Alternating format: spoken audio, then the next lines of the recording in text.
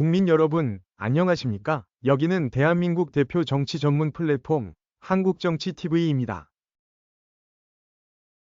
최상목 대통령 권한대행 부총리 겸 기획재정부 장관은 12월 31일 3명이 헌법재판관 후보자 중 여당과 야당이 각각 1명씩 추천한 2명의 헌법재판관을 임명했습니다. 이런 최상목 권한대행의 결정에 대해 당일에는 여당인 국민의힘과 야당인 더불어민주당 모두 반발하는 입장을 보였습니다. 그러나 시간이 흐르면서 국민의힘과 민주당의 기류는 바뀌었습니다. 최상목 권한대행이 헌법재판관 후보자 3명 중 2명을 먼저 임명한 것을 인정하는 쪽으로 분위기가 변화한 것입니다. 먼저 여당인 국민의힘은 최상목 권한대행의 결정에 유감을 나타내면서도 상황을 수습하는 쪽으로 입장을 바꾸었습니다. 우선은 국정 안정에 중점을 두겠다는 것입니다. 예를 들어 박수민 국민의힘 원내대변인은 논평에서 최상목 권한대행의 불합리한 헌법 절차 운영에도 불구하고 저희 국민의힘은 국정과 헌법의 안정에 최선 다하겠다고 밝혔습니다. 그러면서 최상목 권한대행은 더 이상 정치적 공세 등에 휘둘리지 않고 헌법과 국정을 안정시키기 바란다고 말했습니다.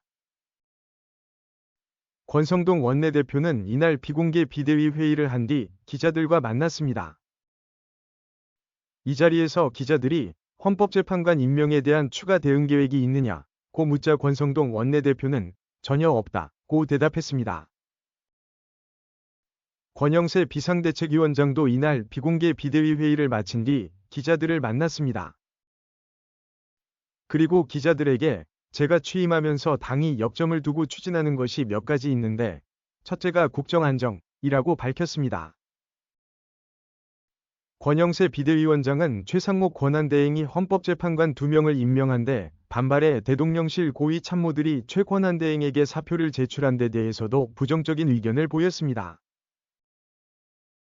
권영세 비대위원장은 대통령실, 총리실, 내각 모두 국정 안정을 위해 무엇이 필요한지 잘 생각하고 그 방향으로 결정하고 행동해 나가줬으면 하는 생각이라고 말했습니다.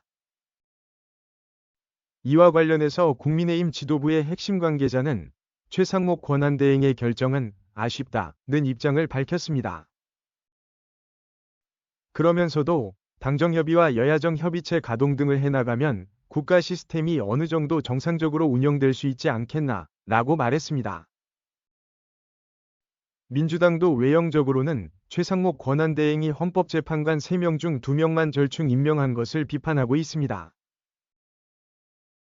그럼에도 불구하고 최상목 권한대행 탄핵에는 속도 조절을 하면서 국정 안정에 역점을 두겠다는 분위기를 보이고 있습니다.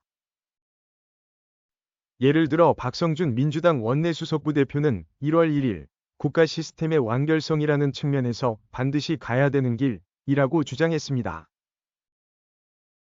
그러면서도 탄핵 심판은 그 절차대로 갈 수 있는 토대는 형성이 됐다고 볼 수 있다고 말했습니다. 한국정치TV는 국내 최초로 탄생한 중립적, 객관적, 과학적, 불편부당한 독립정치 미디어입니다. 여러분의 구독과 알림, 자발적인 후원은 채널의 제작과 운영에 큰 힘이 됩니다.